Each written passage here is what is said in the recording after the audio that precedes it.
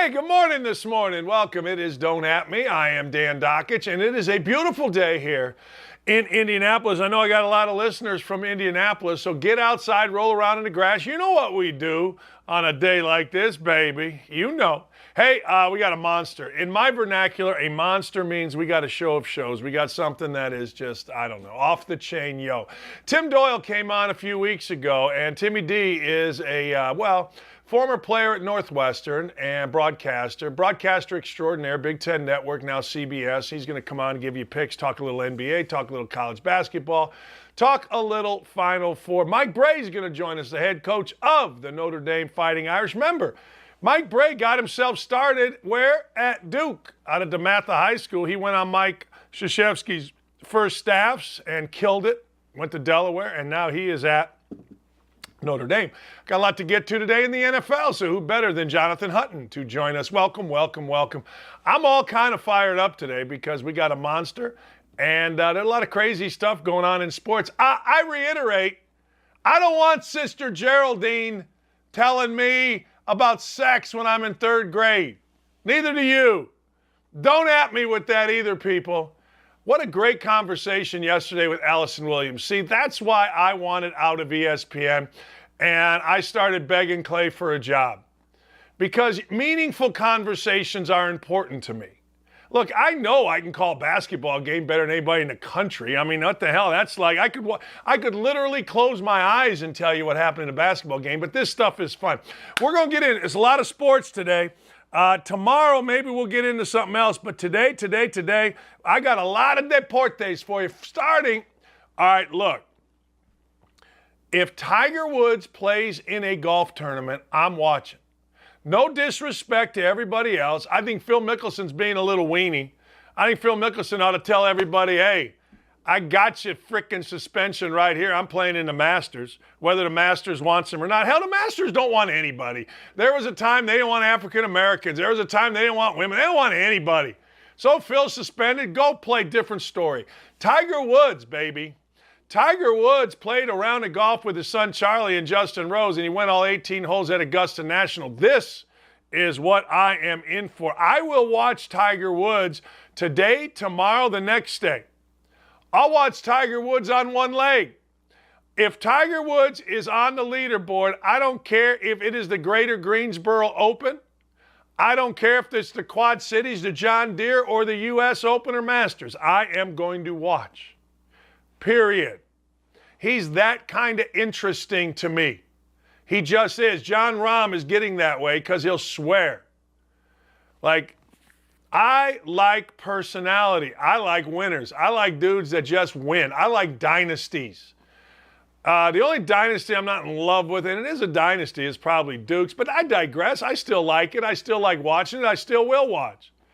But Tiger Woods playing 18 holes up and down the hills of Augusta National is awesome.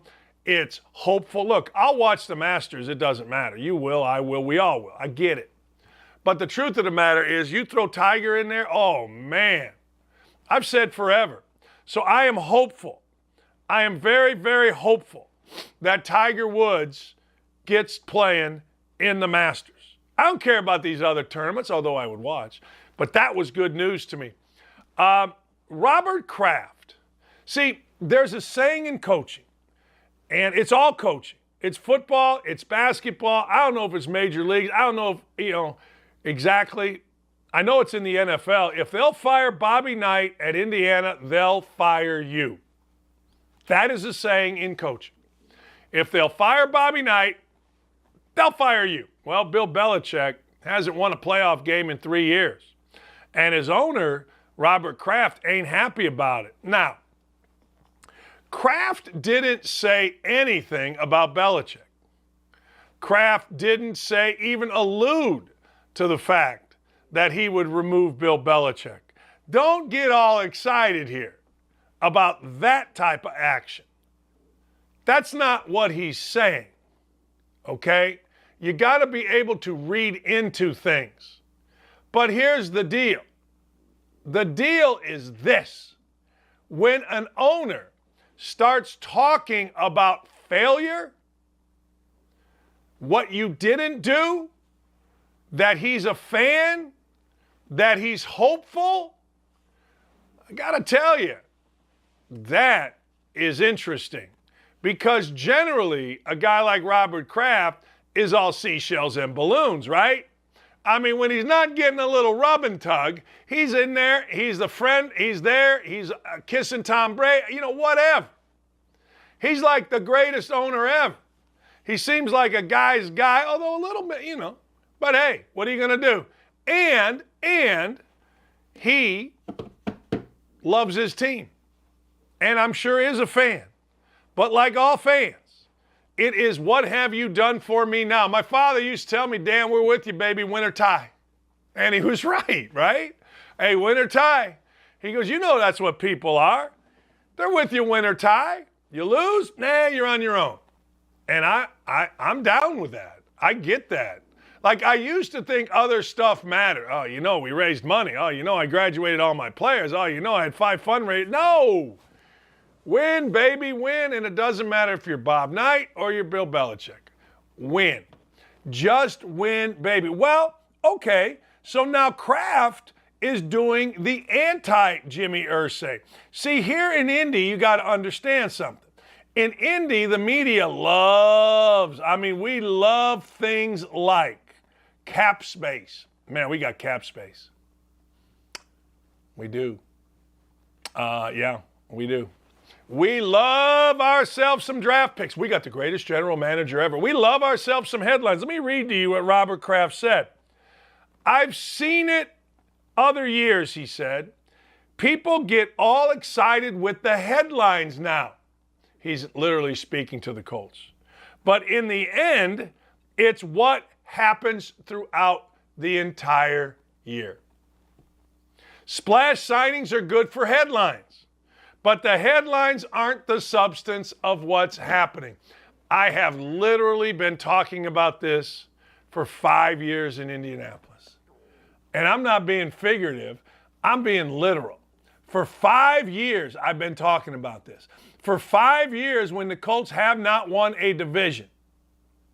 For 5 years, when the Colts are 42-42. But yet the local media just loves the Colts. Big sit down yesterday, and I'll get into crazy-ass Jimmy Irsay in a minute.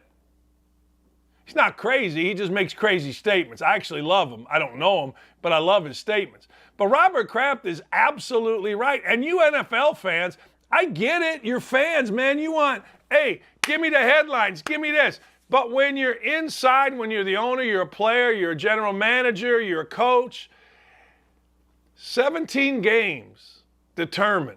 Now, the preseason, the postseason preparation, I get all that. But headlines don't mean jack. Because in the world we live in, and this is what Robert Kraft is kind of saying, in the world we live in, headlines do rule the day, right? You're excited when your team gets going. Oh, man, we signed Joey Bag of Donuts. Taysom Hill is going to be a tight end. Oh, my God, did you hear that? Oh, my God, it's great. Oh, my God, we signed Andy Dalton. This is unbelievable.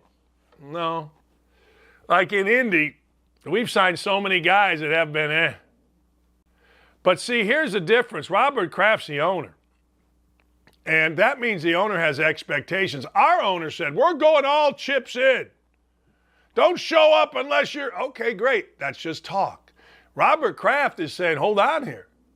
I've seen all this BS. It's what we do on the field. And even though he's not saying it, even though he hasn't said it, even though the word Belichick or expectations or firing or whatever, nothing of that came out. When you start talking as an owner, that's a sign to everybody in that organization, get your ass in gear and get it in now. Not tomorrow, now. I want results now. The overtime rules changed in the NFL for the playoffs. We're going to let each team touch the football. I'm good with that. You know, what was it? 80% of the time or 70% of the time, the team that won the coin flip ended up winning the football game when in the way we've done it up to this point. I also, though, I'm a little bit sad by it. Like, when you play football and you watch football and your team is playing You watch the offense. We all watch the offense. But doesn't the defense have to do something?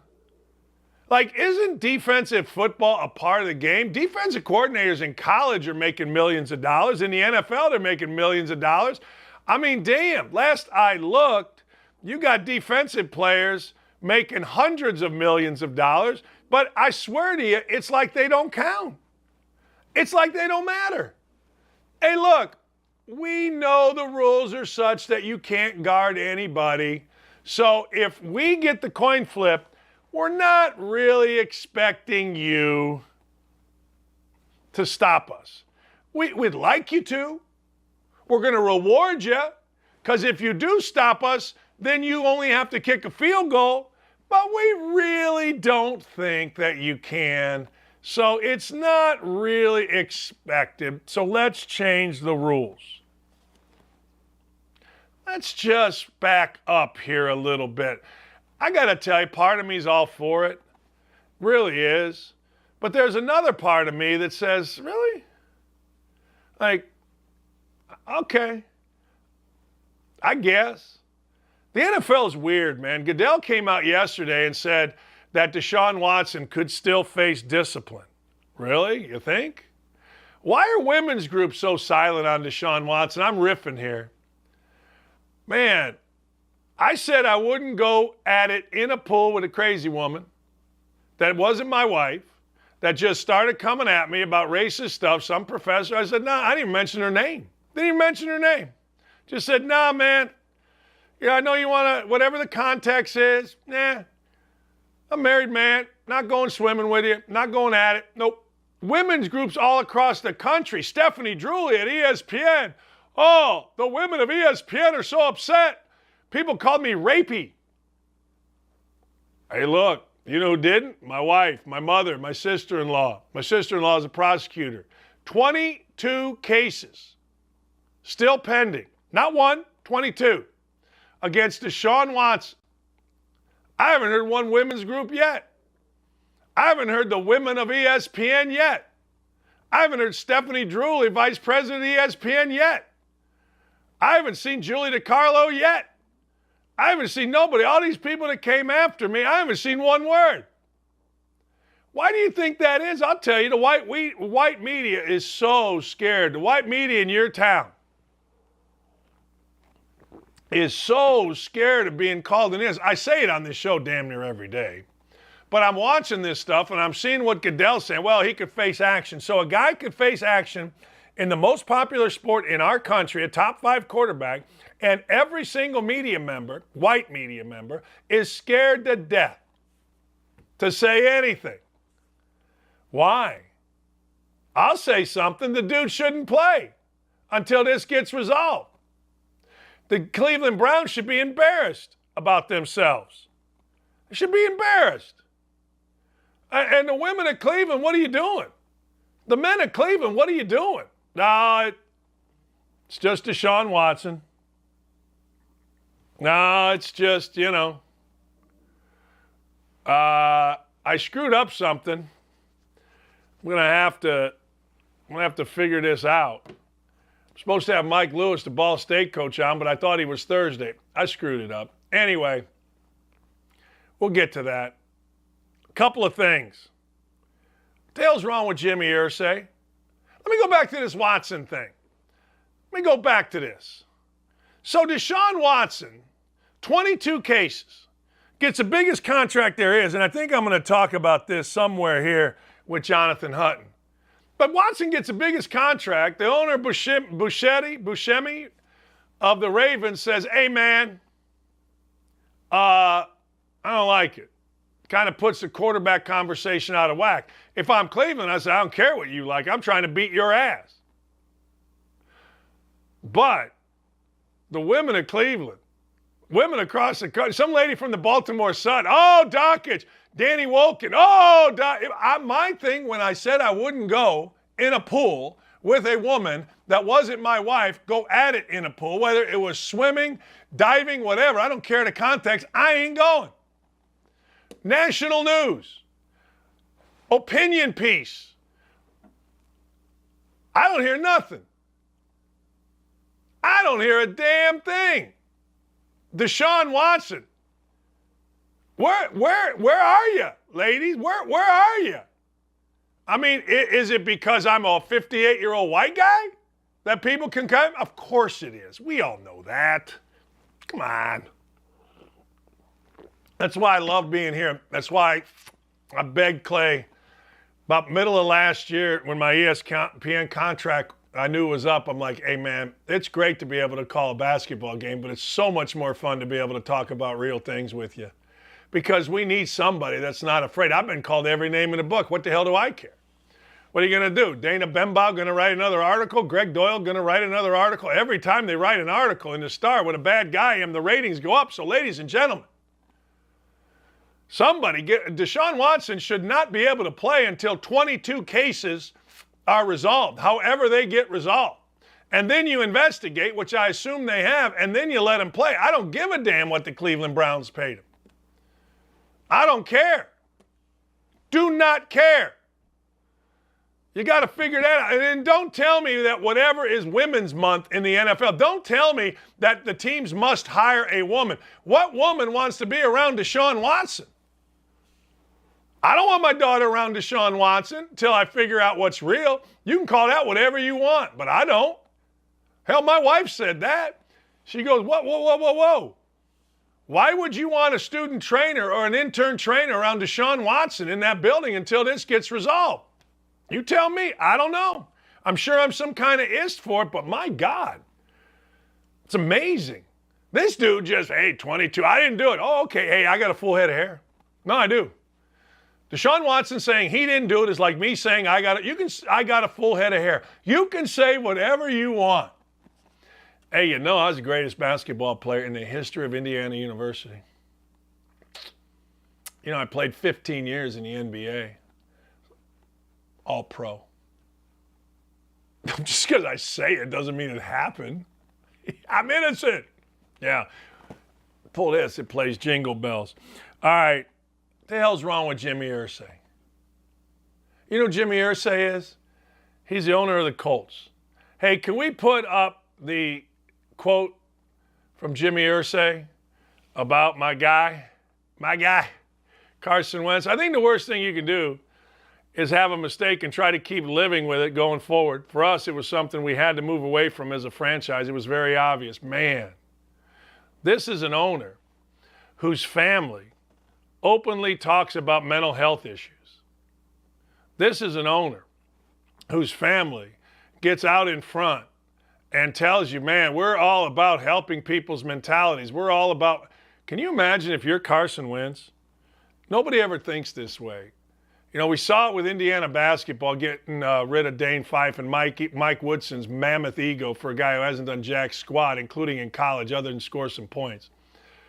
But the truth of the matter is, you see these egos on these guys. What is it about the water here in Indiana? What is it? Because this is just Jim Irsay's ego. That's all this is. He also said the football gods rained down upon us and got us out of this situation and made us better. Man, next time I see his daughters talking about mental health, what about the mental health of Carson Wentz? Carson Wentz didn't badmouth anybody. I saw Carson Wentz in church after he was released. I saw him at Traders Point last Sunday, not this past one, the Sunday before. I think it was. Maybe it was 2 ago. My mind, I don't know. I saw him there. He was by himself with his daughter. Actually took his daughter, a little girl, I don't know how old she was. I think she's really young, into the daycare there. He walked by, hey, man, you got screwed here. Good luck to you. He goes, hey, thank you. And then I saw him in the church, and he's praying. I mean, he hadn't said anything bad about the Colts. Why do the Colts feel the need to say bad stuff about him? I don't understand it, other than ego. Other than just pure ego. Hey, look, it didn't work out here for Carson. We wish him nothing but the best. That's what Frank Reich said. Jimmy Irsay, and now again, you got to understand, these quotes come from a guy named Zach Kiefer. Now, Zach Kiefer and the Indianapolis media aren't exactly the most, what's the right word, accurate. They're not the most accurate fellas in the world. They're not exactly, like every article that's ever been written about me or anyone I really know has been screwed up by the Indy Stars, everyone. They can't get it right. But okay, let's just take these quotes for what they are. Why do you feel the need to do that? Now, you're going to tell me, well, Carson Wentz is a big boy. It's the NFL. I would argue, hey, Will Smith, you're a big boy. So is Carson Wentz allowed to go smack Jimmy Irsay? Is he allowed to do that? I wouldn't feel bad if he did. But this is a family, these daughters and Jimmy Irsay. We want to erase the stigma. Help us fight mental health. Well, what about Carson Wentz's mental health? What about his wife? What about his parents? What about his family? Jimmy Irsay did not think about that. What Jimmy Irsay thought was his big fat ego and the fact that the Colts aren't selling any tickets to this train wreck of an organization they have. All of a sudden, I always say this. Listen to me here. It's easy to forgive until it's time to forgive. I say that all the time. I go to church. I hear everybody talk about, I'm so rotten. Aaron Brockett, who's a great pastor, I'm just like you. Everybody's got all these issues, right? And we talk forgiveness. And it's easy, so easy to forgive until it's your time. Why am I talking about this? Well, it's so easy to talk about mental health issues and how we've got to straighten out mental health issues. We've got to help people with mental health issues until it's time to shut your mouth on somebody else. That's a fact. Jimmy Irsay could have just shut his mouth. He done owe Zach Kiefer, all these clowns, and Stephen Holder, whoever these other guys are, I don't even know. He don't know these guys these quotes. But you know what? When it comes time for us to shut our mouths and help other people, we just can't do it when our ego's involved. It's easy to forgive until it's your time to forgive. It's easy to talk mental health, Irsay family, until it's your time to shut your mouth and not hurt somebody else. Period. It's amazing how people can't do that. It's astounding, really. But it is also human nature. Jimmy Irsay felt like, hey, I got to get my side out. Think about that. I got to get my side out. No different than Mike Woodson. Mike Woodson at Indiana, when he brought Dane Fife, who's a legendary player at Indiana, we're getting the family back. Okay, it didn't work out. I needed to make a change because I.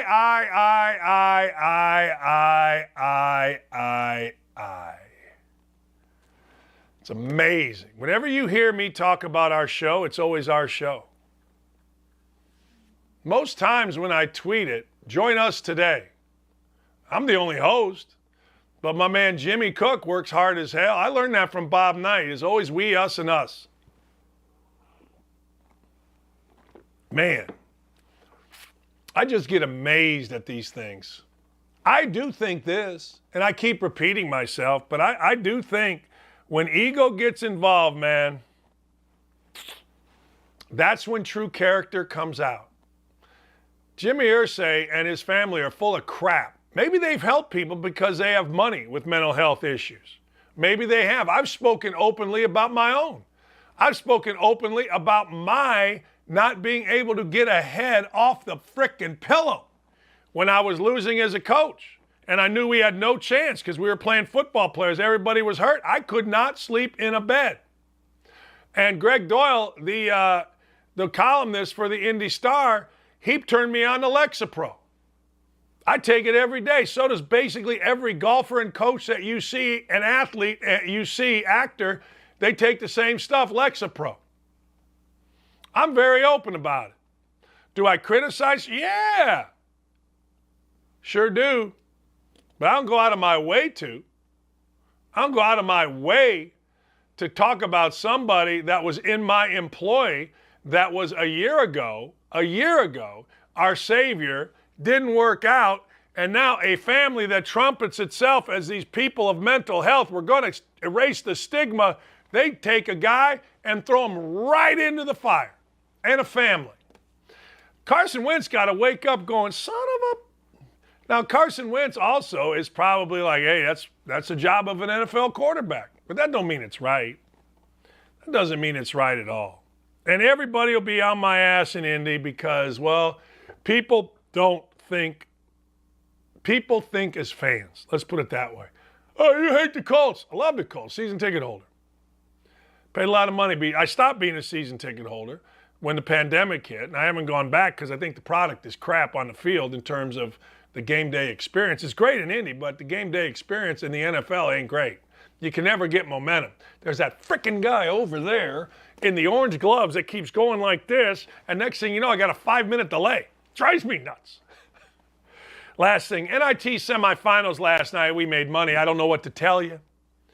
St. Bonnie went down. St. Bonnie, hell of a run, man. They went to 3 different places, including Oklahoma. We had Porter Roberts on yesterday, Colorado. I mean, they played their brains out to get there. But, hey, Xavier's a great story. Xavier has Jonas Hayes, who played at Georgia, was a really good player. He's the interim coach for my friend Travis Steele. And now, guess what? They're in the NIT finals against a Texas A&M team that seems to be on a mission. Remember back when Texas A&M didn't get in the NCAA tournament? Probably should have. Buzz Williams whined, but hey, probably should have. What are you going to do? A lot of people criticize him? Probably should have. Okay, at the end of the day, though, Buzz Williams' team is playing like they've got a chip on their shoulder. And it's pretty fun to watch. It really is. So we got an NIT final, and I like it. All right, Timmy Doyle's going to join us. I love him. I absolutely love him. He's going to join. He's going to be high energy. Get ready. Buckle up. Mike Brey is going to join us. And then Jonathan Hutton. We're going to talk some NFL. There's no reason to go anywhere. Keep it right here. This is Don't At Me with Dan Dakich. We got Dylan. We got Ryan. We got everybody. We got Corey. I got a text here, Mike Lewis, the coach at Ball State, and tell him I forgot. I thought he was on tomorrow. Be right back.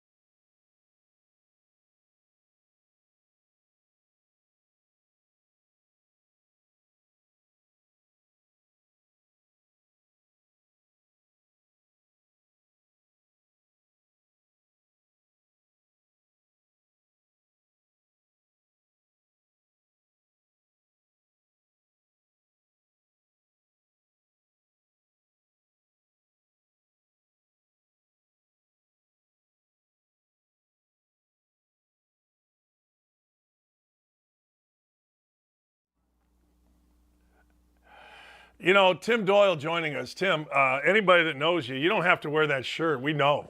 You know what I mean? We already know.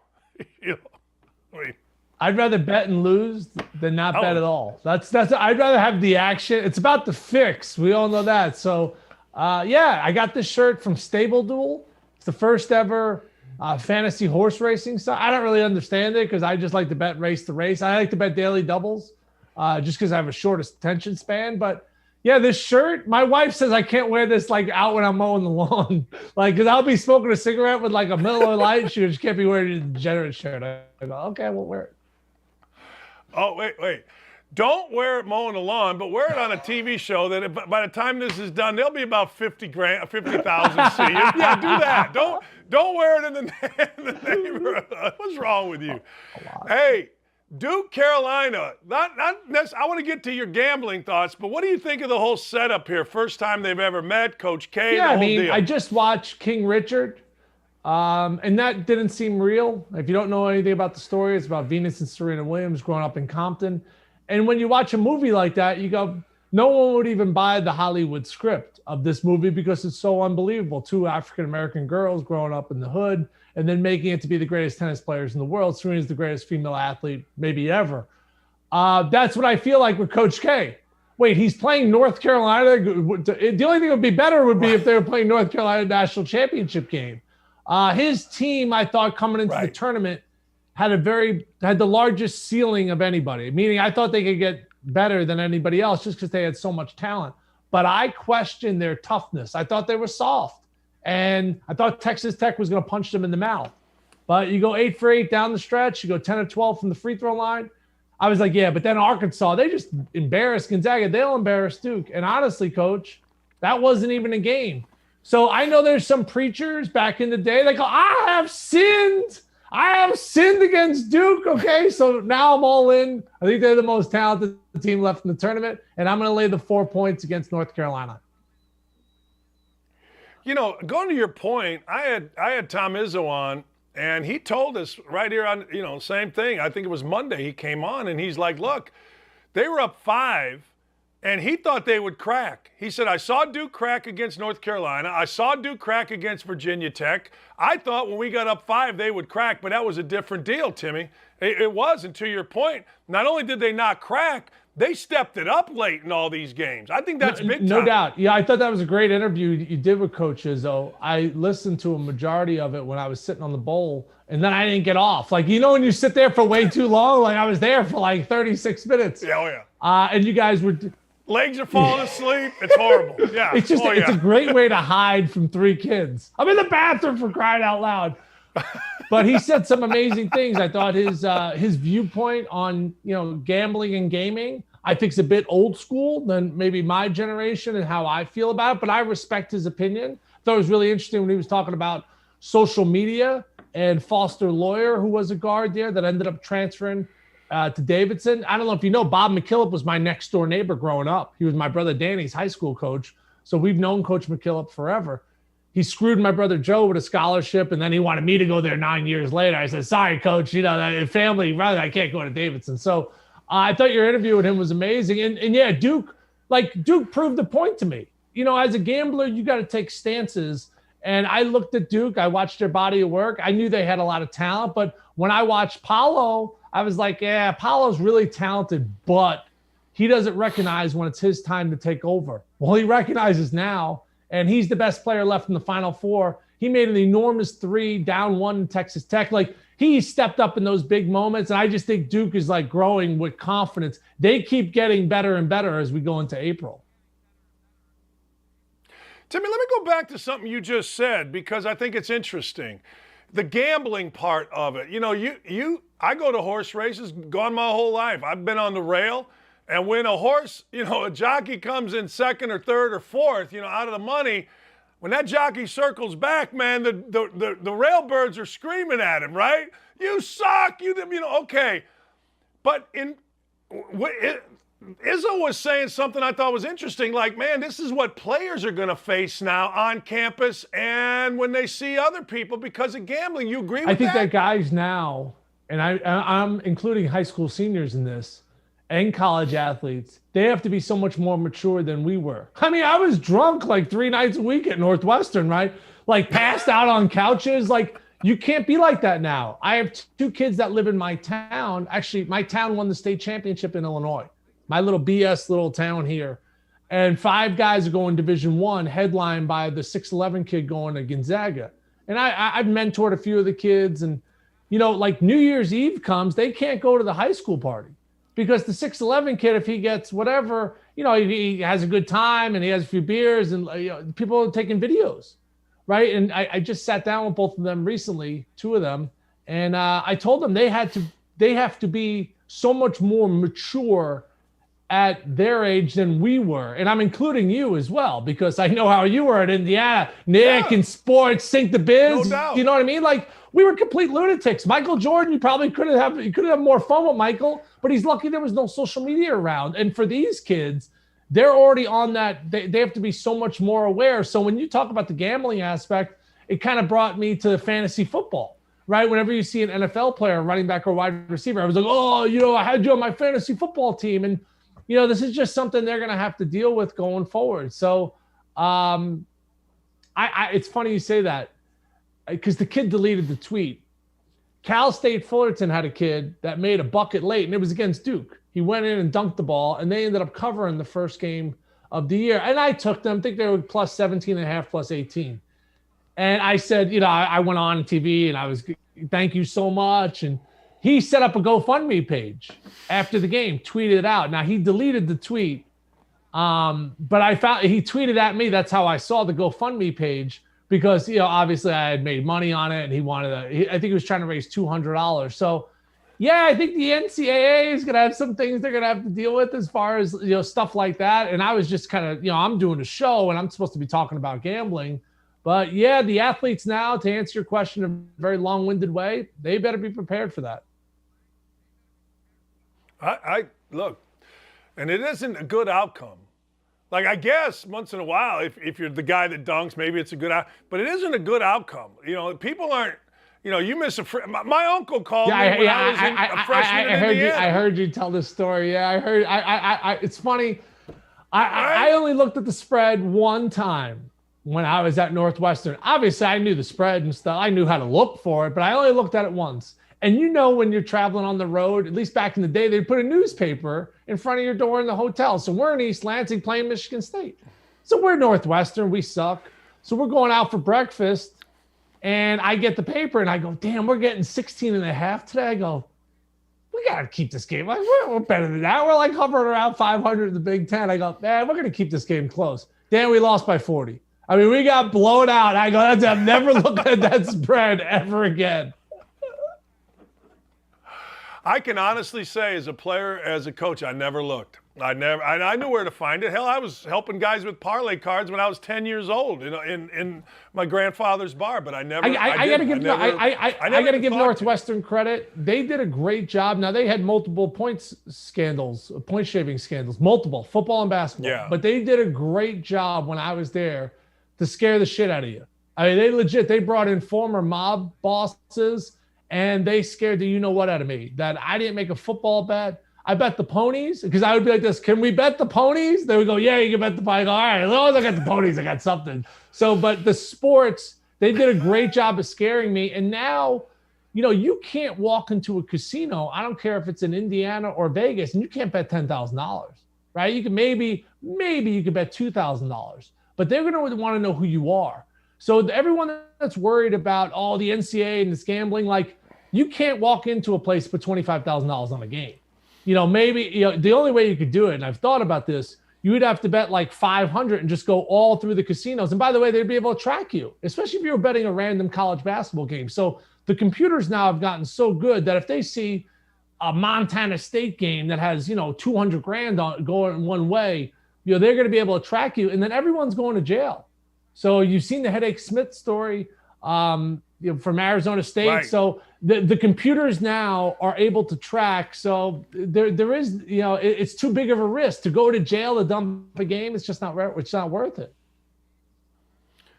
When I'm gonna go to the game. You think Duke's gonna win the game? What do you think of Carolina thus far? I think Carolina could beat them, but they need their guards to both play great. They've alternated playing great. R.J. Davis had 30 against Baylor, and then Caleb Love had the best 20 minutes of the tournament against UCLA. I mean, that kid was making some impossible shots. And that's sports. Guy made some unbelievable shots. You lose. You make Cronin, you shake their hand. You go, that kid played unbelievable. And we missed some shots that had point-blank range. So if both those guards can play great, which I doubt, especially in a dome, because I've played in domes before, it's hard to pick up shooting and the depth perception is tough. And so I think if both those guards play outstanding, they have a shot, but they just seem to alternate. I love Brady Manick. And why? Because he looks like he didn't get the part in Kingpin. Like they chose the other Amish guy. They were like this, no, you. And he was like, not me. Like, I felt like I bought like an old Amish chair for Brady Manick, but he's been balling. Stretch four, and Baycott's super reliable. I think it's going to be a great game. I don't expect it to be a blowout, but I think Duke's going to win.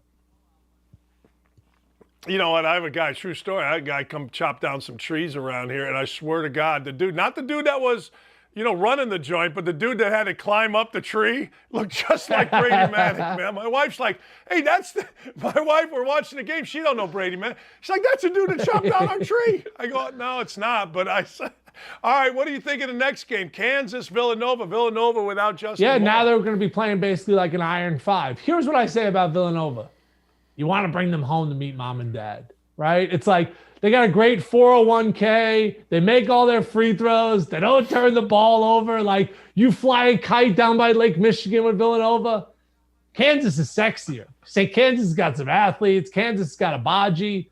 But when I'm gambling, I like to have that trust factor. And Jay Wright's won 2 national championships. Gillespie's been in college since Barack Obama was president. There's a trust there that they're going to take good care of the basketball. They're going to have single-digit turnovers. They're the greatest free throw shooting team in the history of college basketball. And I'm going to get 4.5 points. I don't know what I'm going to get from Kansas. Didn't cover and looked average against Creighton with missing 2 stars. Life and death against Providence. Providence could make a shot in the first half. And then they have one great half where they outscore Miami 47-15. So can they take that second half and carry it over? If they do, then I'm going to lose my bet. But they've been too erratic where Villanova is just like, they're the same team. They got an amazing culture there. The only thing I'm going to miss, Coach, is Jay Wright and his suit. And Jay Wright was the coach of Hofstra, and I grew up about a mile away. I remember working out with him when he was at Hofstra, and he was really particular about his free throws, right? Whatever your routine was, I was a 4-dribble guy. And then he always wanted you to stop. So he wanted a pause and then a free throw. I know there's a great free throw shooting coach in Indiana. What's his name? Virgil Sweet. So Jay was really anal about the free throws. So stop and then shoot. I hated it, okay? But obviously it's worked at a pretty high level. And when he took the job at Villanova, he was recruiting me at Hofstra. So I shot him a text like, hey, coach, would love to talk to you about Villanova. And he just wrote back, who dis? So I guess things didn't work out with me going to Villanova. No, he didn't. Oh, man. But you got a Northwestern education after a St. John's. I know, but he was like at my house. He was like dancing with my mother at parties and stuff when he was at Hofstra. And then he goes to Villanova. He responds, who dis? I guess I'm not being recruited anymore. Hey, as a New York guy, did you know where St. Peter's was? I did. My brother played at Iona. So St. Peter's knocked him off in 1990, 1991 to go to the NCAA tournament. And they were 12. Right. So I knew a lot about St. Peter's. It's a horrible, horrible place with a terrible, terrible gym. So if you can win there, you can really coach your hiney off. They ran great action. St. Peter's proved my point. St. Peter's proved my point. Basketball's easier to play now. The guys are more talented. The guys jump higher. Nobody knows how to play. That's why with Villanova, they know how to play. If Villanova won their last game, honestly, with ball fakes and shot fakes, they are amazing at just like get an edge. Everybody jumps. My point with St. Peter's is they just pass the ball. They make some open shots. They do all the little things. Basketball now, if you watch Joker and Doncic, their teams are not very talented, but they just make everybody else better. When I watch the Pacers and I watched them recently against the Hawks, Halliburton has that ability, but he's on a new team and they're trying to figure it out. Like when you have a guy who really knows how to play, John Morant, everybody else feeds off of that. So I think the game is easier to play now if you have a very high basketball IQ. Hey, let me go back to Kansas and Villanova, and I agree totally with what you said. It's almost like every offense now is like an old school zone offense. Just drive a gap, draw two, kick it, drive a gap, draw. That's how old school zones used to play. And now next thing you know, we're doing it in man-to-man. But let me go back to Kansas for just a second. When you look at Kansas, is Obagi a first-round pick? Is there anybody there? Is this an uber-talented Kansas team? It's not uber-talented. To answer your question about Obagi, he reminds me a lot of Andrew Wiggins. Now, may not be as athletic, but do you remember Andrew Wiggins was supposed to be a perennial NBA All-Star? It didn't happen. It didn't happen until now. So he reminds me a lot of that. Like what I saw from him in the second half against Miami, the dunks, the three-point plays, 2 for 2 from three. I mean, they draft in the NBA off of upside. I think the kid has a tremendous upside. I think this Kansas team was, they got a very favorable draw. They obviously had the easiest region. They went through Chicago, which has a huge Kansas fan base. They were able to feed off that crowd. And now I'm going to lay 4.5 points? I don't think so. Like, you understand? Like they haven't. I'm a racetrack guy. So when I go to the track, I'll look at horses' past performances. And no doubt you could throw out a race or a sloppy track. But like I look back at what Kansas has done. They were dominated by Miami in the first half, and the 2 previous games, life and death to beat Providence and Creighton. I'm just not laying points here. So you're basically, in a certain way, you're looking at that second half against Miami as a bit of an outlier for who they really are. 100%. Yeah, absolutely. I mean, 47-15. Yeah, can you bottle that up? Like if you bottle that up and you carry it over, then you beat me. You got to make decisions in gambling. Like you go eyeball test, you watch the history. Like I get it. Villanova's going to have basically 5 guys, and Jay Wright's got to figure out if, hey, little Archidiakono, get out there. Like someone's going to have to emerge and play. You can't play with 5 guys, so someone's going to have to go out there. But they have such a culture, with Kansas. I also think Kansas is battling this, and this. Remy Martin came in from Arizona State, and he had been their best player in the tournament. And Abaji's first-team All-American. So there could be a little bit in the locker room of, no, I'm the man. No, I can take the shot. No, you take the shot. And, hey, that's real. I know this is the Final Four, but, like, that stuff goes on. So that's another concern for me because I thought Abaji was the man, but Remy Martin's been the best player, consistent player in the tournament. So, like I said, I think Kansas has a bigger upside. Like, Villanova, I dance face to face with. Like we look into each other's eyes like dirty dancing. There's a passion there. There's a trust there. Kansas just gets out there and backs it up on me. Like my wife backs it up on me at weddings. I'm not ready for it. Like that's what Kansas. There's a little more sexy and sultry to them, but like also that they also keep their phone down in the living room because you don't know who's texting them late at night. Even without Justin Moore, that doesn't bother you? Bothers me. Not the 5 guy. I'm not saying the 5 guys. I'm saying his. You know what he can do? He can get by someone on a dribble. Gillespie had a really hard time doing that. But I don't think Kansas is like that great defensively. I don't think they're amazing defensively. I just think they're okay. Last out they played Houston. That's an amazing defensive team, and they locked up Gillespie. I think this game is going to be a little bit easier for him to score. All right, let me go to the NBA. A lot of people talking about Devin Booker as MVP. I can see it. When we played squirt ball, right? Best team, best player usually wins all the awards, right? But like that's how it is. And when you're a little kid all the way up to high school, best team, best player, you're the MVP. Chris Paul changed that franchise. Another guy knows how to play. DeAndre Ayton secretly hates Chris Paul because Chris Paul pushes them to be better. It's the best thing that ever happened to DeAndre Ayton's career was playing with Chris Paul because Chris Paul sees greatness in Ayton and he pushes him. I think Ayton's one of those, like, I play basketball because I'm tall types. And Chris Paul has really gotten the max out of him and he completely changed that franchise. But yeah, I can see Devin, the best player in the NBA is Giannis. And anybody who wants to say it's somebody else is wrong. And if you watch the game against the 76ers yesterday, basketball is a two-way sport. And how did he win the game? He had the block on the supposed to be MVP at point-blank range to win the game. So, oh, by the way, he also had 40 points in the game for a guy who's offensively challenged. So we could argue, and Joker does more with less, and he's ever like the best player in the NBA every single year is Giannis.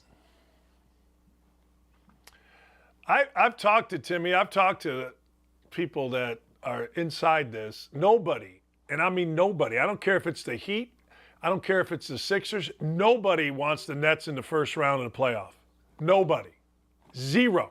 You can tell me about Spoelstra. You can tell me how good. They don't want the Nets in the first round of the playoff, and neither do the Sixers. And I don't blame you when you got those two guys sitting there playing for the Nets. Who wants to play those guys? I know, but it's like, you know, you ever run into a person of attraction past 2 a.m. and you got like the goggles on and stuff, like, and they got the fake eyelashes in and the weave and stuff. And then all of a sudden, like, you wake up the next morning, you're like, whoa, what happened last night? Like, that's a little bit what I think about with I've never. No. I don't know. That's a little bit what about. I think with the Nets.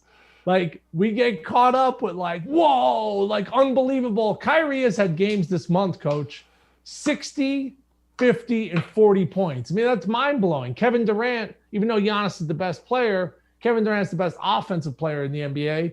And then you're going to add in Ben Simmons, we think, at some point.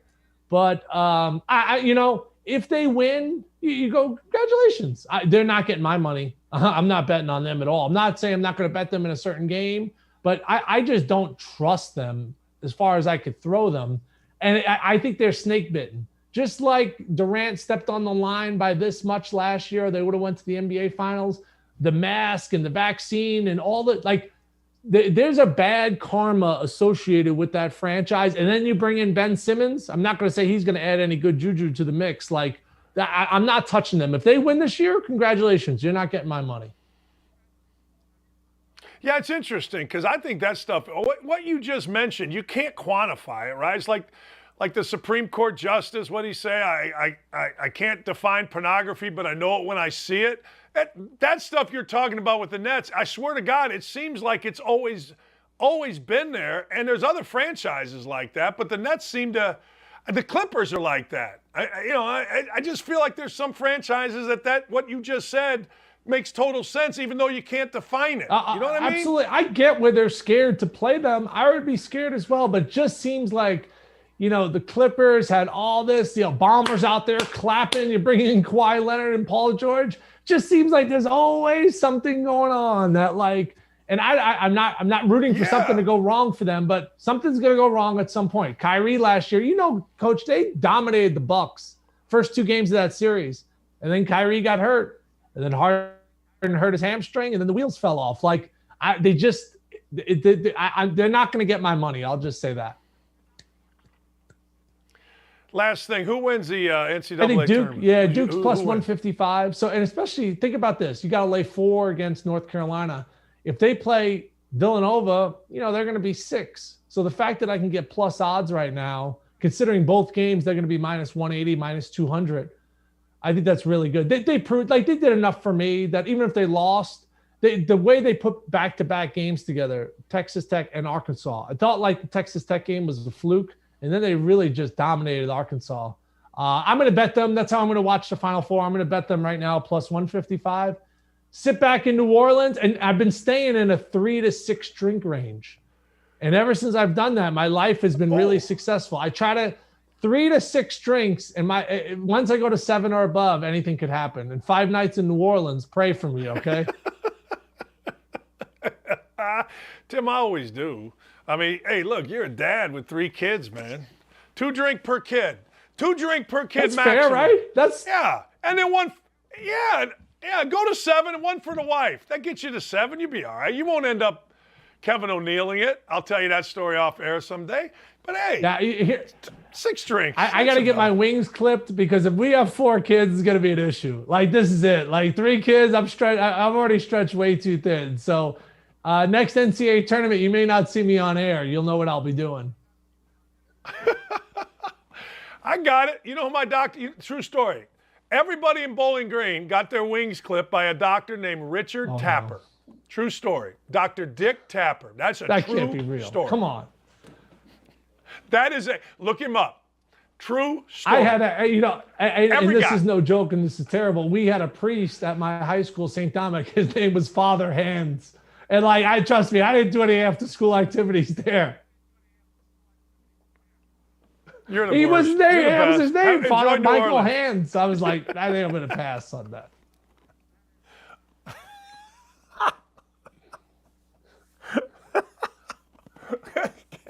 You're the best. Thanks. Thanks. See you guys. Bye, Dave. Have fun. See you, brother. I don't know why that got me.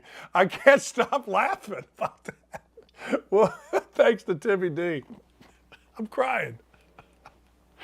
I think it's the delivery. I think it's the way Timmy delivers. This may be horrible or something, but we'll be back. Mike Brey next.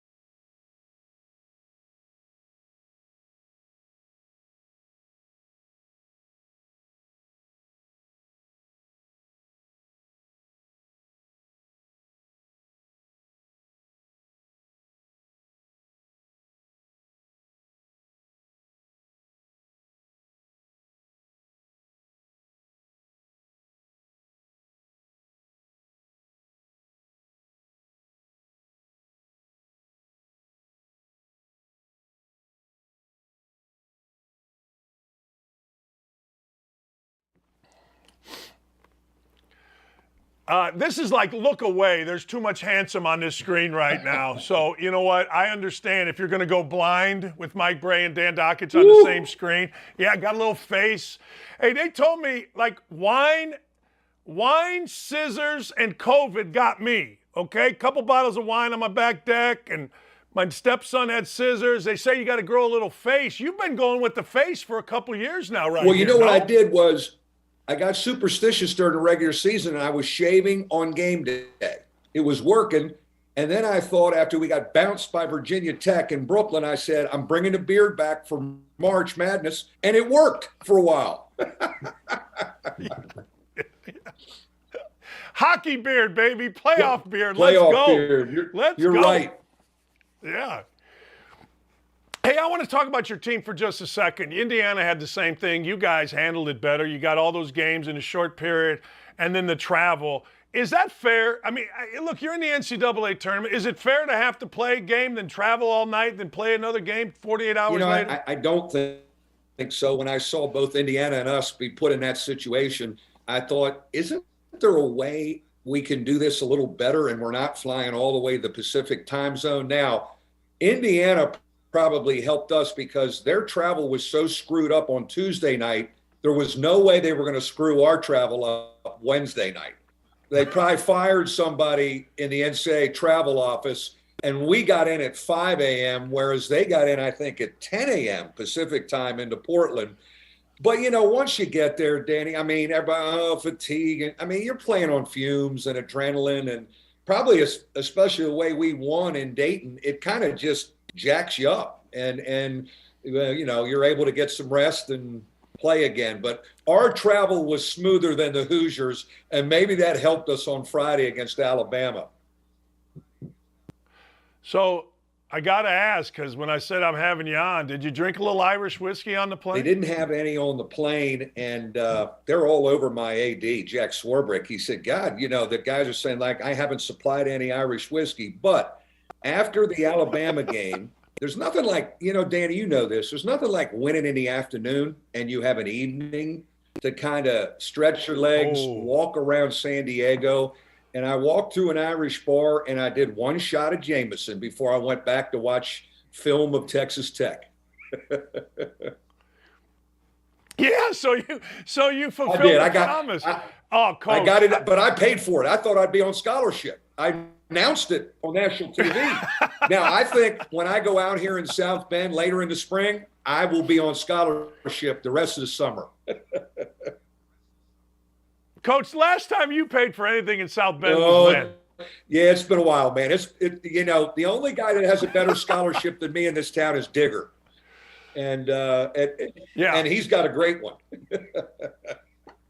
Yeah, but he's always passing out his pens, and it's like, you know, I don't know. Hey, Coach, I do want to talk about your relationship, Mike Krzyzewski. How did you get to Duke? You were at DeMatha.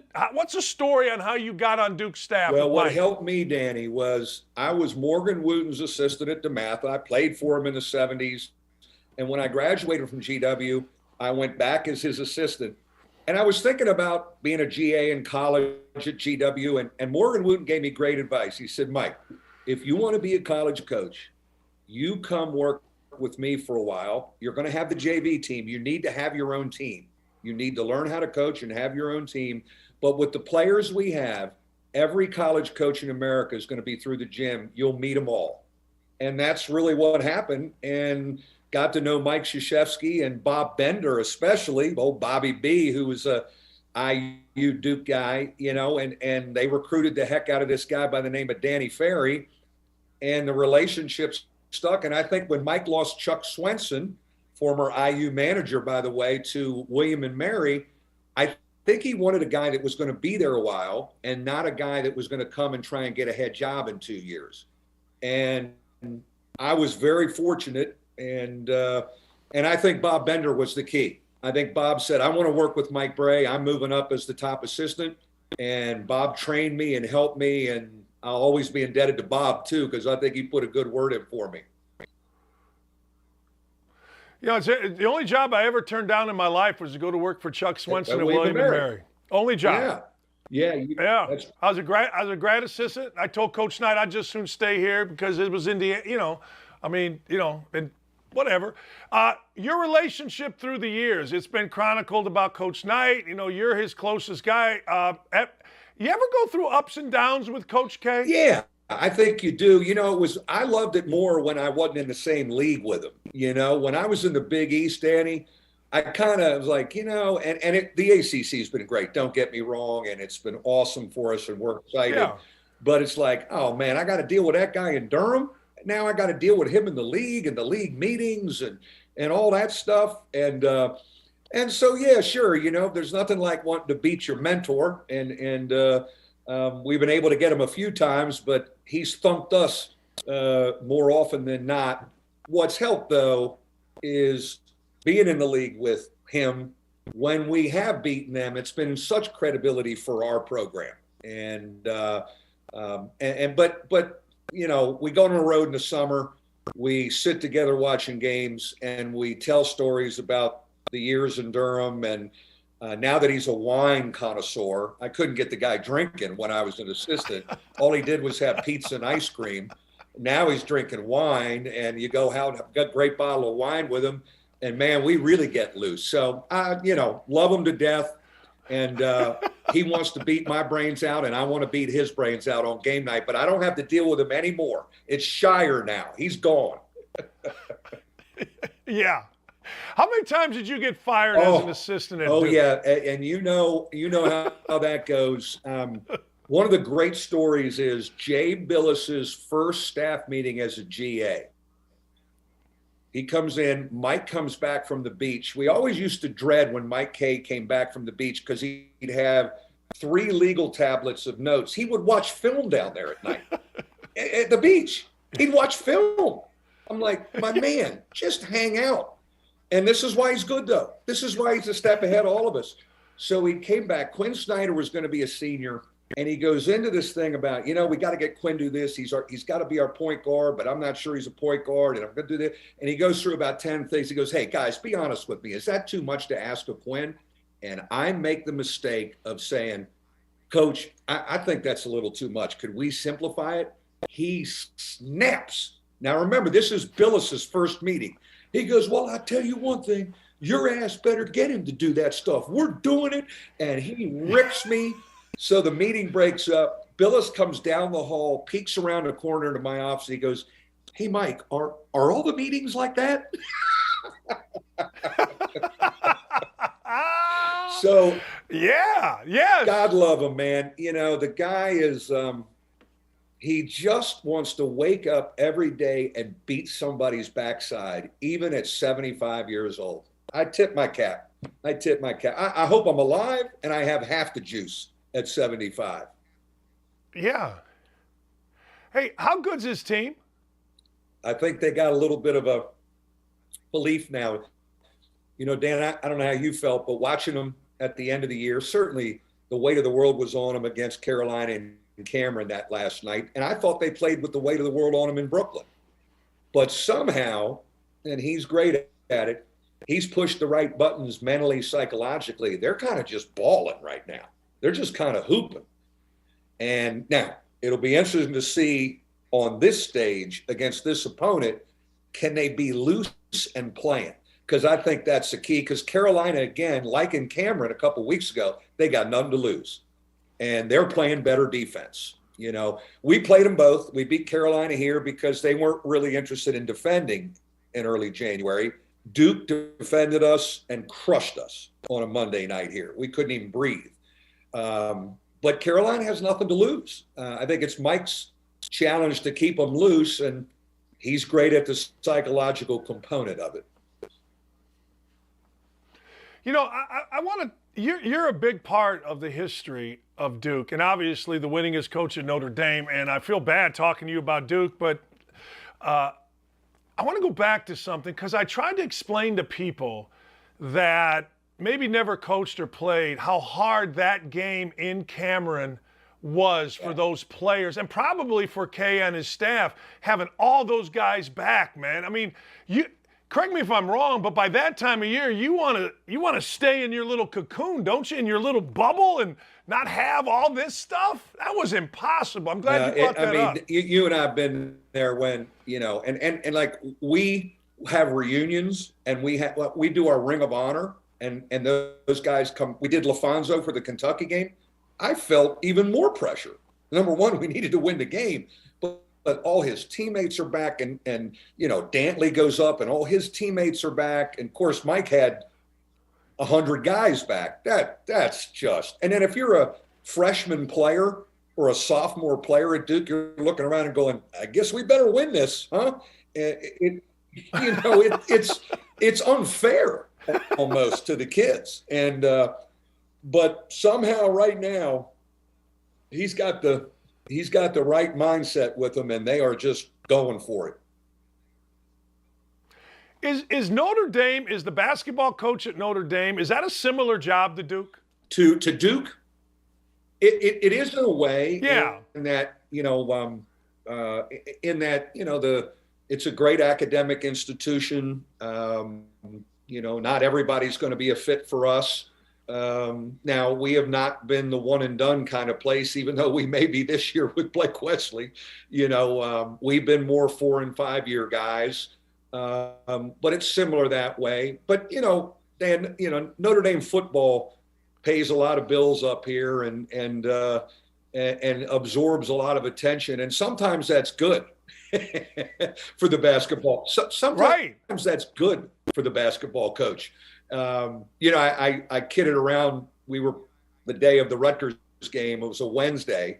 St. Patrick's Day was that Thursday. Before the game, I said to somebody, I said, well, St. Patrick's Day is Marcus Freeman's first football practice, so whatever happens tonight, they're going to be talking about the quarterback.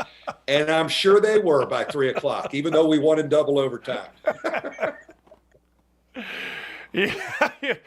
Calvin Sampson, when he went to Indiana, he told me, I can't, he goes, we got 17,000 people for Chicago State on a Sunday. He goes, at Oklahoma, no one gave a shit until the damn spring practice. Nobody cared until after the BCS. Not that people don't care, but it's a different deal when football's so big. It is. And I had the 1AA version of it at Delaware. Delaware football, when I went from Duke to Delaware football was the show. Tubby Raymond, the wing T. And we tried to find our little niche there to sell some tickets and get it going. But then it was spring football and 1AA playoffs. And so coming here was simple. And I remember Rick Barnes telling me, and Rick obviously has done it 3 places. He was at Clemson at the time. And he said, hey, Mike, there's something to be said about you had a football place, they kind of leave you alone. Tubby Raymond used to have a line. He'd come down to my office the end of August, the week before his first game. And he'd go, Mike, I'm going to keep all these SOBs occupied till December. And then I'm turning them over to you. I said, I got you, coach. But why have you been so successful there? Every other place has run through 17. Yeah. The ACC, there's a bunch of guys, but other programs, man, they've run through guys. What has made this a perfect fit for you? It's I would never have thought of it as my dream job. When I'm an East Coast guy, Danny, as you know, and I'm an I-95 guy, and I was at Delaware.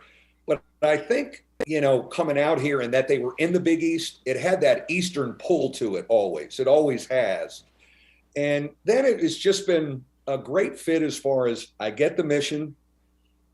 I get Notre Dame football. I get the kind of kids we should get, 4 and 5 year guys that know how to play, skill guys. We're always trying to get a little more athletic, and that's always our challenge. And it's just been a great fit. I've been in South Bend now 22 years. I got Indianapolis 2 hours south. I got Chicago 2 hours west. I can go hang out. I got my place in Florida. My grandchildren are down there.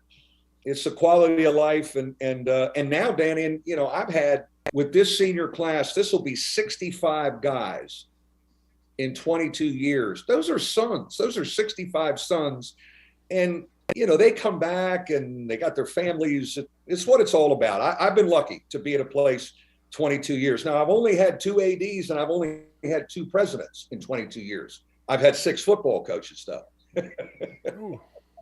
Yeah. That's what I'm saying. Like, football guys come and go at Notre Dame. And Mike Brey's still there. Mike Brey's still there. When it gets a little crazy on the football side, I just hide under this desk. I just get under it and hide a little bit and let it blow over. Hey, you had, I think, the original Get Old, Stay Old, but now everybody's stolen your stuff, man. You know, Dan, they are. They have. Everybody's old now. I should have copyrighted that damn thing because more commentators use that. Tony Bennett at Media Day comes up to me in October and goes, hey, we're going Get Old, Stay Old. And I was like, man, you guys have all caught up to me, but isn't college basketball really old because of it? I mean, there are men on the floor. And I think that's why it's so physical. I said this to our staff halfway through January. How good a year is Blake Wesley having? Because he's 18. And I said, when does he get to play against the 19-year-old? Because every guard in our league was 22, and he was still balling. I said, he's had a great year. I said, is there a 19-year-old coming up that he can play against? You just don't see that much anymore.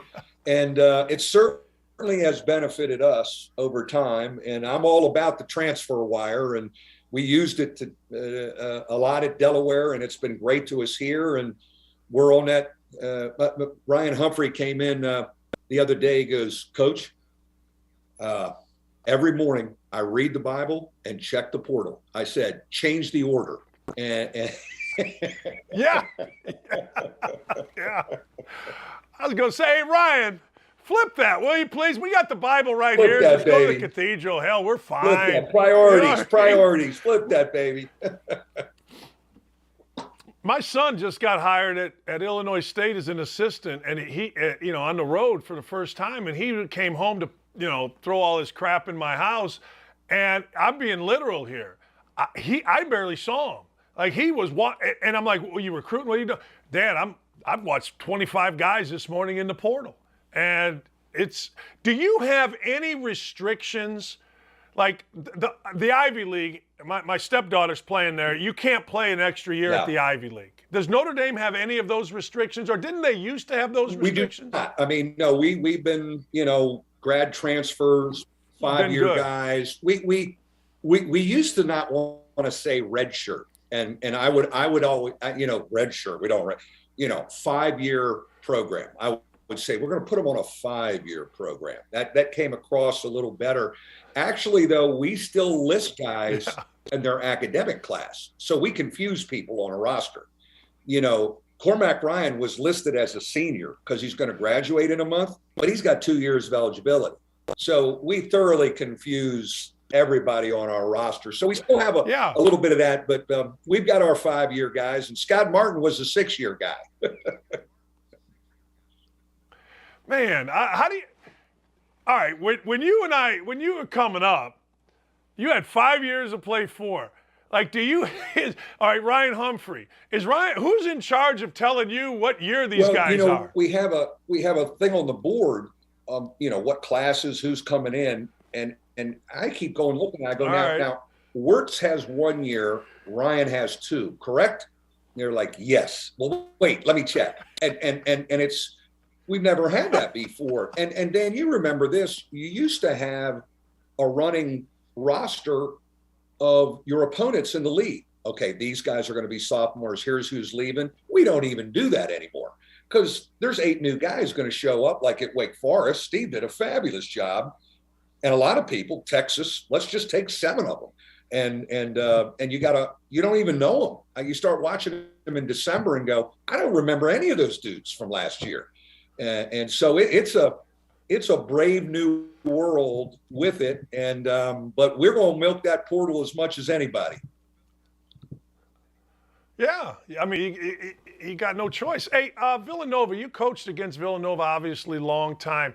What makes them so good? Jay. First of all, Jay's demeanor. He's just poised, calm, and a confidence giver. And I think you see a team offensively that really play with a free mind. Guys know they can go make plays. and they never have to look at the bench for a substitute, even take a couple bad shots. We're similar in that sense. Guys play with a free mind and go for it. And I think he's underrated. I think they've always been a little underrated defensively. They can really get out and get on you physically and athletically. When you look at Kansas, what do you see? I think they're the national champions. And they've kind of been no kidding, maybe hiding in the weeds or whatever, because you had Baylor in the lead and this and that. And I think they are coming downhill on you right now physically. Their frame of mind is confident. They got enough weapons. They got enough bodies. I think they're the favorite, in my opinion. Somebody asked me the other day.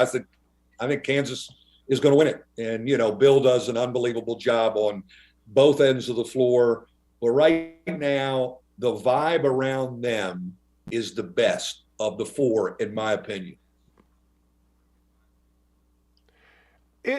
You've been involved in everything. NABC, you've been involved off the court to help the game, to grow the game, as much as anybody, and maybe in the history of basketball, college basketball. Is college basketball in a good place? I think we're in a really good place given what's happened in March, Dan, and we needed a March like this. The tournament returned to its regular format. We had a St. Peter's story, which was magical, and we've got a Duke, North Carolina Final Four semi matchup. If Danny Gavitt could not have drawn this up any better, and Emmert down there. We needed this, and it's played out pretty good because we needed a shot in the arm. And I think, Saturday ratings are going to be off the charts. So I'm really pleased because we've been floundering and wondering, and, it's been a great return to March Madness.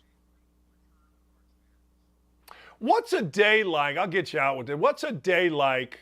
I know what a day like was as a player and as a coach for the Indiana-Purdue game back in the day. What's a day like when you're getting ready to play North Carolina and you're on Duke's staff? Particularly something like, well, I guess it's never happened in the Final Four, but what would a day like be for Kay so people can understand it a little bit? Or same thing for you. I mean, against whomever you're playing. But what's a day like? I think there's the tension and anxiety rises up. And I think all of us, I don't know how you were as a head coach, you kind of try to, put it off mentally till at least the shoot around and have a morning where you're not suicidal and not out on the ledge and not throwing up, maybe only throw up once in the morning and then 4 times after pregame meal. But I mean, it's funny. I was talking to Brad Stevens. I saw him out in Vegas when the Maui Classic was there. And we were talking about the angst of the profession and the angst of game day. And he actually saw me walking to pregame meal before we had to play Chaminade after losing to St. Mary's. Now, you talk about Carolina. If we lose to Chaminade that night, yes. I'm not going back to South Bend. I'm not going home. I'm just staying in Vegas and that's it. I'm done. And I was like, yeah, I'm having a rough. He could see it in my face. And he looks so good because he doesn't have to deal with it right now. Right. But Danny, Coach, you're the best though. But that's what we sign up for, right? I mean, my God, I said to our staff, what was it? I know I'm a PE major, but I had a Henry David Thoreau quote. Most men live lives of quiet desperation. Not us basketball coaches, baby. No, man, I tell you, people ask me, hey, what was the most nervous you've ever been? I said, home game against Findlay. Home game at Bowling Green against Findlay. 20 minutes down the road, Division II team, we lose that one. You're done. I'm getting on a bus and I'm out of town. Done. We actually decided to play Bethel here locally to sell out our exhibition. I said, if they throw one in the buzzer, I'm going right to Florida. I'm going. I said, I don't know about this. Who talked me into this? And for people that don't know, this right here is the most normal human being coaching basketball. Like I remember walking in, talked to you before a game. Your one dude, he's farting, and we're laughing. It's at Florida State. And we're sitting there going, I'm like, oh, man. And Danny, anyway. That's when that's when Leshevsky, Hub, and Goodwin were freshmen, and we finished 15th. And so I was really faking it good that night. But thank God you have such a good sense of humor. I needed to see you. Hey, I can't tell you how much I appreciate you coming on, man. It's so much fun to talk to you. I assume you're going to New Orleans. I assume you're going to see Duke, Carolina, man. Enjoy all that. I know you're going to have a blast. And congrats on Thank you, buddy. We'll catch up in Indy. I'll see you at St. Elmo's, man. I can't wait. That's Mike Brey. He's awesome, man. Thank you, Mike. He's just great. Every time you talk to him, man, it's just fun. It just is. And nice of him to come on and spend a few minutes with us. We're going to have Jonathan Hutton on in a minute and talk a little bit about NFL football. But Bray's the best, man. It's just, you just laugh. And I swear to you guys, of all the college coaches out there, the two most normal, when you walk into their office before a game, I'm talking about, before the game, like team is on the court, is Mike Brey and Jim Boeheim. Jim Boeheim would be sitting there, like I've said, a TV about the size of this computer screen, and he'll just be watching a game. Hey, what do you think about this Delaware State team? They look pretty good. They're running some action. And Mike Brey will just be sitting, like I said, we're just farting. It stunk so bad. I'm like, Jesus. And we're just laughing. He's just normal. A lot of other guys are mean or angry. I was a jackass. Oh, self-important. All right, we're going to come back. We're going to get into some NFL stuff with Jonathan Hutton. Did you know Disney will no longer use the words boys and girls at its theme park to stop offending people? That's why I love having this show. I love it because you can just make fun of stupid shit like that. Excuse my language. I'm trying not to swear. But how about that? We're not going to say boys and girls. This world is nuts. This world is insane. Freaking sane. Come at me all you like. Jeez. You're not going to say boys and girls at Disney because you might offend who? The world is insanity, man. All right, we come back. Jonathan Hutton is going to join us. We're going to talk some NFL, and I'm really looking forward to it.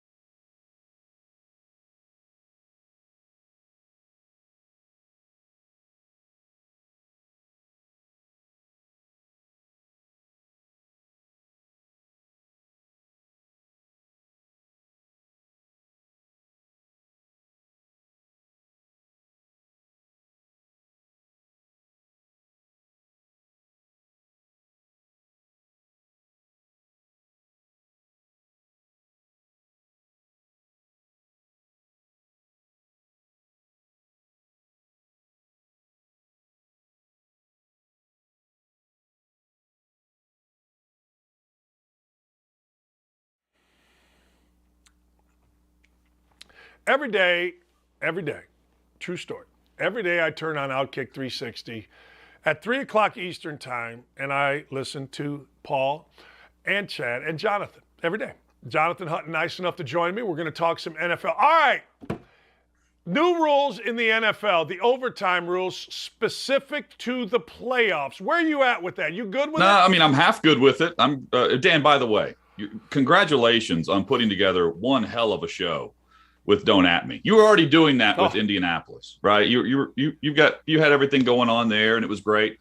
The lineup that you put together on a morning basis on the Outkick Network is awesome. So props to you, sir. You set the bar in the morning that we have to follow, and we try to do that. So, again, thank you.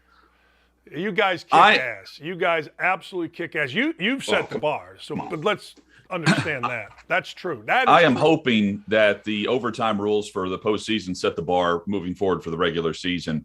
I'm just doubtful it's going to happen because of the TV networks. Look, this has kind of been my soapbox for a while, and I'll keep saying it because the media, for whatever reason, keeps repeating what the NFL puts out there, which is this is for the health and safety of the players. In the last 2 years, they've added a 17th game. They've added 2 playoff teams, additional teams playing in the postseason, which will lead to more injuries just based on sheer numbers. And after saying that they're not going to change the overtime rules for the health and safety and well-being of the players, they just changed them for the postseason. So I don't buy it one bit. This is about the TV networks.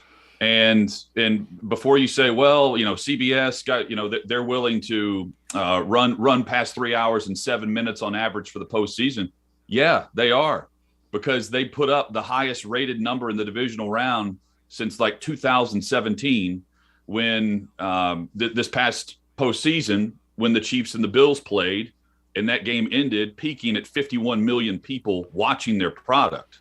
They'll carry past 60 minutes or whatever is on Fox with what could be American Idol or anything else. So the networks want to get to their local news on time. They want all their affiliates to be happy and not be working overtime. That's what this comes down to.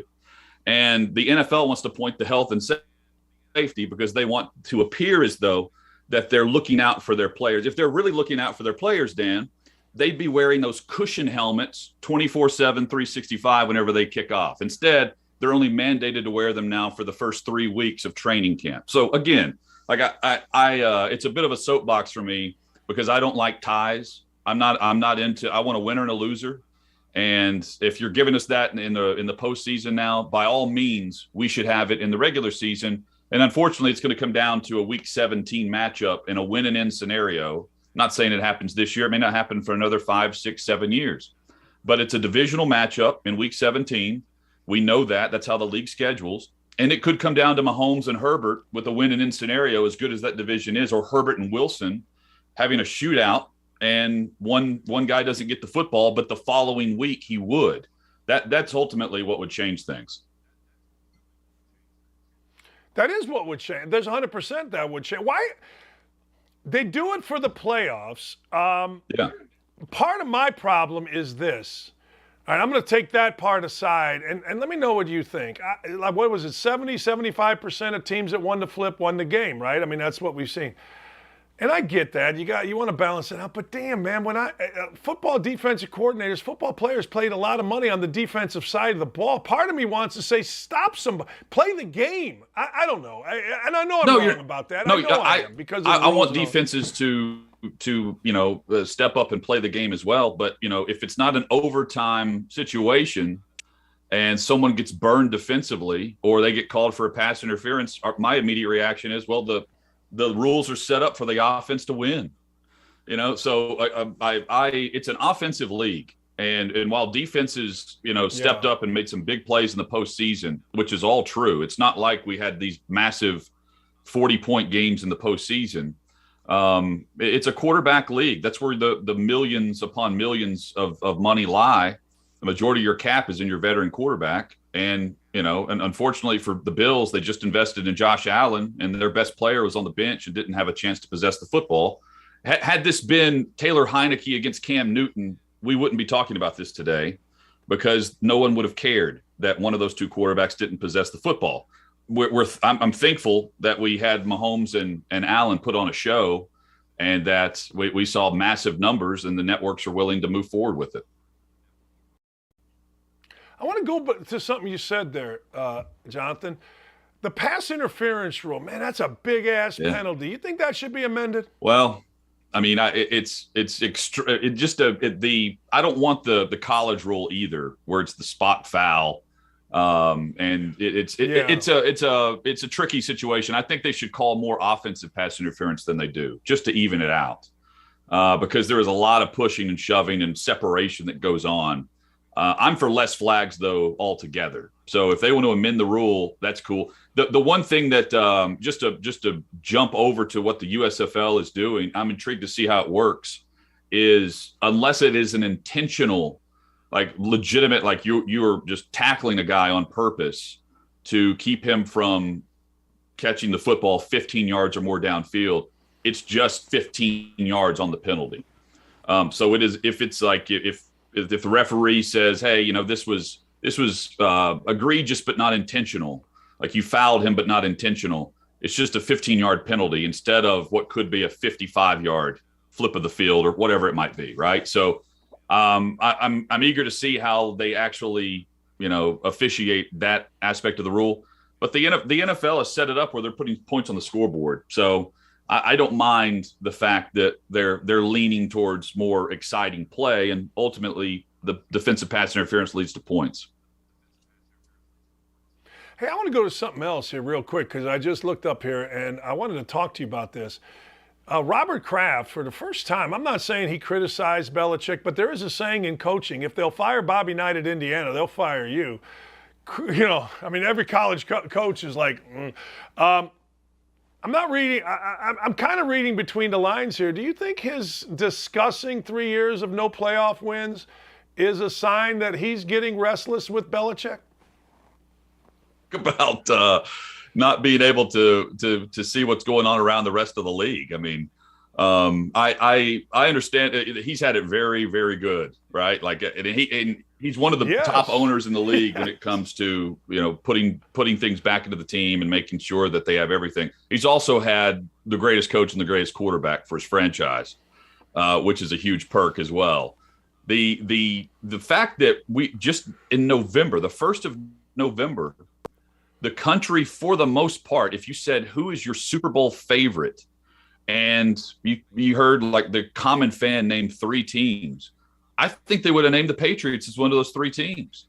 They were on a roll. They started slow out of the gates and then took off with a team that was defensive and defensive minded and had the rookie quarterback. And they were doing a lot of things well to mask bringing the rookie along and Mac Jones. I thought they were pretty good considering it was the rookie's, first year, but Mac Jones' first year. And you were just a year or a year and a half removed from Brady being gone. One of those playoff losses, by the way, is Brady in the wild card round against the Titans in Foxborough. So I don't think Belichick's on hot water. I'm simply not buying it, especially given the fact that his team's not playing in the NFC West. I mean, and they don't have to play the NFC West. AFC West. AFC West plays the AFC South this year.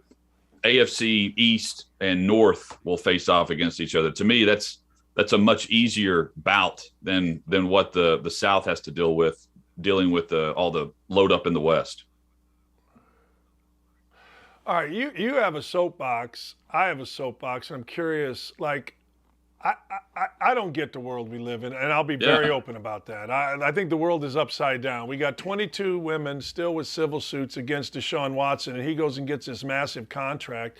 I ask, where are women's groups with this? Where's the media with this? It seems like, well, he's not going to be charged criminally, so 22 cases doesn't matter. I've seen cases where 1 mattered. What's going on here with Deshaun Watson in Cleveland? He's a really, really great player. That's what it comes down to. And that's the harsh reality of the league, regardless of how you see it. I mean, at first, I don't think the media coverage of the story has been very good, thorough. Like it, the NCAA doesn't investigate things either, but they have Yahoo, and that crew who will dive. They had the Charles Robinsons of the world who dove in and did investigative reporting, or you had Outside the Lines on ESPN. The NFL said they didn't have enough information from law enforcement, so they weren't going to act. This was last year. And the reaction was, I guess we can't get information. The NFL can't get it. No one can. And that's just BS. I mean, that's never stopped in NCAA investigative reporting. The reporters break the news, and then the NCAA comes in and gets that information. And for as much as these attorneys talk, I mean, I would think some of these guys would talk off the record to reporters as well. I'm not saying that it hasn't been covered. It's been covered, but there's been no digging. There's been no earth-shattering news. unless it comes out of, court appearances, depositions, or whatever the attorneys want to give whenever they want to give a recent press conference. There's not much to this. And then beyond that, it was guilty until proven innocent. And lo and behold, the grand jury didn't press forward with the indictment twice on 10 counts, 10 cases.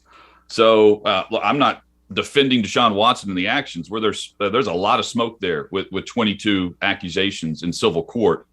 But at the same time, the NFL allowed the trade to go through. Goodell said yesterday he's not putting him on the commissioner's exempt list because if they do that, they would be, half punishing a guy before they hand down full punishment. It's either going to be suspension and fines or it's going to be nothing at all. And there's not going to be an exempt list. And until this investigation is complete, we're not going to know anything. It's bizarre. And it all led to him having complete control of everything. And by the way, if he's suspended, there's some out there that say, oh, players want to play. That's fine. Players want to get paid. They want cash. And this guy just loaded up on cash and has $1 million base salary, give or take $100,000, $1 million base salary this year. So if he's suspended, that's the pool of money that will come out of his check, where he's getting a couple $100,000 a game and not the millions upon millions that's fully guaranteed to him. The Browns served this up and gave him quite the deal. And, it's just, everyone's thinking, oh, here comes a suspension. It's not going to be very punitive. It'll be punitive for the Browns, but not Deshaun Watson. Doesn't say, again, the way I look at this, it doesn't say a lot for Baker Mayfield that the Browns made this kind of a deal with that particular guy, does it? Think about this. Let's look around at the other owners who were in the mix. So let's go right down to Atlanta and Arthur Blank. Arthur Blank was considering Deshaun Watson over Matt Ryan. Think and willing to take a $40 million dead cap hit to trade Matt Ryan if they got down the path of Deshaun Watson choosing them. That tells you where the ownership fell on, is Deshaun Watson better than your quarterback? Multiple owners thought he was elite and believe he's elite. I do. I mean, he's an excellent QB. So the upgrade on the field for ownership in Cleveland and the search for the guy, which is now like 25 quarterbacks deep. You make the move and you step forward into an upper threshold of quarterback play that you haven't reached in a long, long time. So, I mean, on the field, it's a great move.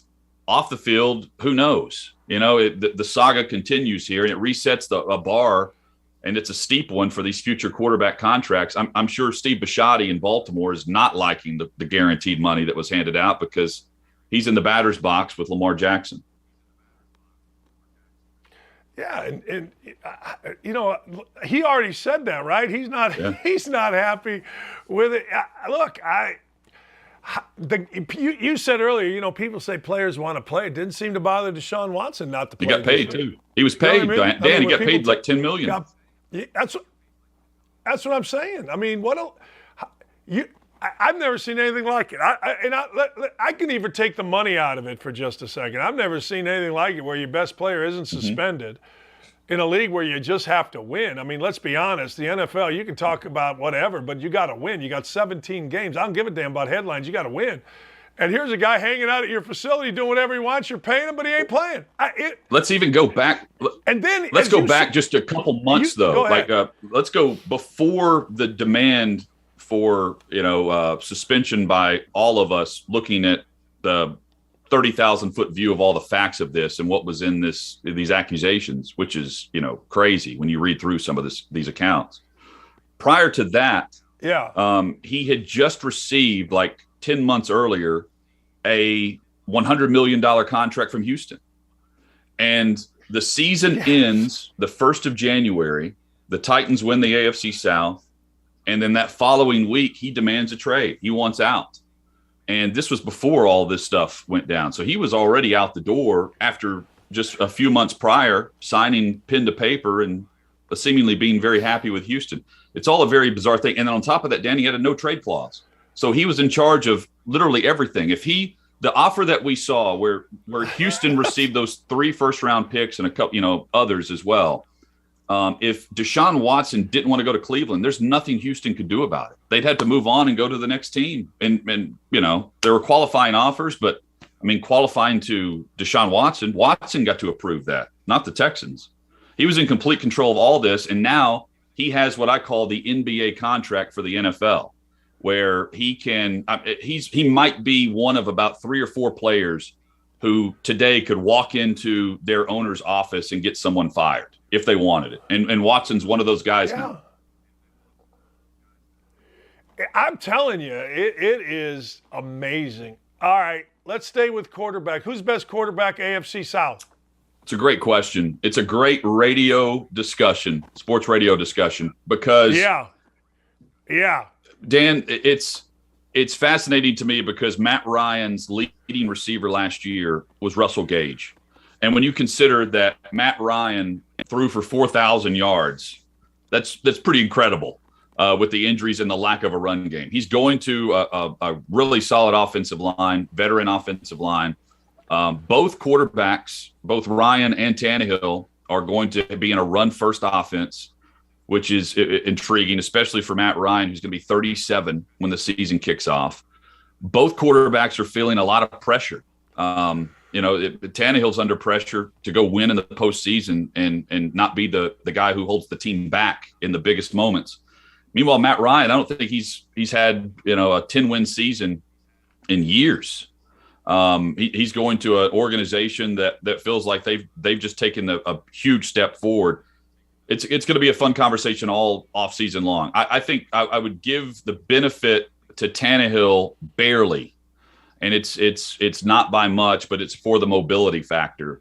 Other than that, I think it's a very even discussion, and you could even say in some cases Ryan's an upgrade based on the playoff moments that he's had minus the Super Bowl. But they're each facing a lot of they got a lot of weight on their shoulders, Dan, to prove a point in 2022. And for Ryan, it's a breath of fresh air for him, because he goes from a veteran who was on a rebuilding team to now being the guy who can save the Colts and Irsay's temperament moving forward to go win in the postseason. What do you think on that, by the way? Did you see what Irsay said? I think you're I think you got a better quarterback than Carson Wentz in terms of thinking. You got a slow guy, which is, that's fumbled a lot. People go to 12 interceptions, but he also had 11 fumbles. I think that of the situation that the Colts were in, they did about as well as they could. I'm just disappointed that they got in that situation because they sold all of us, Jonathan, a bill of goods on Wentz and Reich and this relationship, and this. So, but I do think this. I think you guys have always made good points about Tannehill. Here we are. Are you good enough when it comes down to the playoffs? Are you good enough? And that's the question you guys have asked, and it's a great question. It's the only pertinent question right now with Tannehill. He's good enough in the regular season, right? That to me, and you guys, you're right. Last year he's throwing interceptions in the playoffs. So I think it's interesting. You know what else I think? And you can't answer this, and I can't either probably. I don't know. But what do you think of the new Rooney Rule about you have to hire a minority or you have to hire a woman? I don't like the idea of forcing teams to do anything hiring-wise. I would love to be able to force everyone to hire the best candidate. Fact of the matter is that just doesn't happen in any realm of corporate business. Everybody's been in a situation, regardless of gender or race, and when it comes to hiring practices, where that they've opened up the window for resumes, right? Simply to appear as though that they're combing the country for the best qualified candidate for whatever it might be. Might be, senior writer. It might be program director, operations manager, executive vice president. But the hiring, those doing the hiring know exactly who they're going to hire, if it's from within or whatever it might be. To me, Dan, if a coach wants to elevate one of his own, or if an owner wants to elevate someone within the organization, which the Steelers have done for years and years and years, that to me is the best hiring practice. You're grooming your own to step up into bigger roles instead of having to bring people from the outside in. And that's me holding zero bias to it. If someone from the outside is the more qualified candidate, I'd love for them to get it. I'm simply saying I don't think that's realistic, and forcing ownership to hire people. Ultimately, they're just going to hire an extra staff member or someone within the organization or someone on the coaching staff and add to their pool of already talented coaches instead of someone getting a job over someone else. I think they'll just create a new position. That's how I read into the mandate from the league. Yeah, me too. We got a couple quarterback. Interesting. Cam Newton sniffing around. If I put gun to head, is Cam Newton a quarterback in the NFL next year, a starting quarterback? I think he could. He could do it in Carolina, and he could start in Seattle. So if Cam Newton is willing to go to one of those two teams, and he says that it sounds like the Panthers are considering bringing him back, but it wouldn't be guaranteed starting position. Look, his time has come and gone, though, as far as like the MVP caliber guy.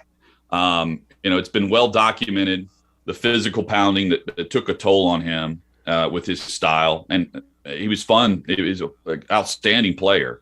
But aside from just being a very qualified backup to come in and start that has a unique skill set, which he still does, I'm not sure what Cam Newton's offering at this stage of his career. From 2011 to 2018, the first 8 years of his career, he ran for like 5,000 yards, which is the second most in the league to Russell Wilson during that time span. And I don't think he's pulling that off again. So I would say predominantly running quarterbacks just don't survive long term. And this is another case of that. He could stay in the league. I don't want him out of the league.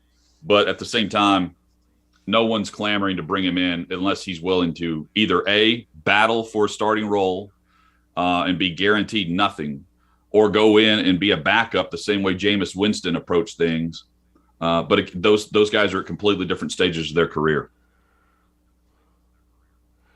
Are you surprised at all? And I assume this is true. John Lynch said it. Are you surprised at all, Jonathan, that they're not looking to move Jimmy G in San Francisco? A little bit, yeah. I'm more surprised that teams Lynch said that he had not fielded offers from anyone, which can be read two ways. Number one, the other teams were waiting on the medical stuff and to see how things shook out through, agents talking to agent. You call his agent, you ask about another player, say, oh, by the way, how's Garoppolo's shoulder?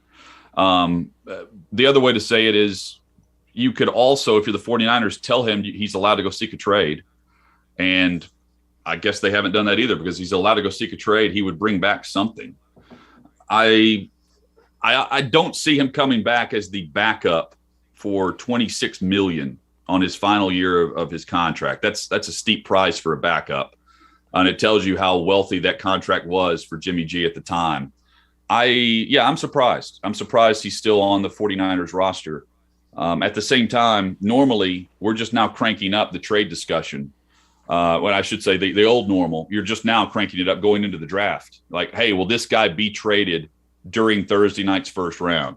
So it could still happen then, and it could be used as some type of draft collateral for San Francisco if they want it.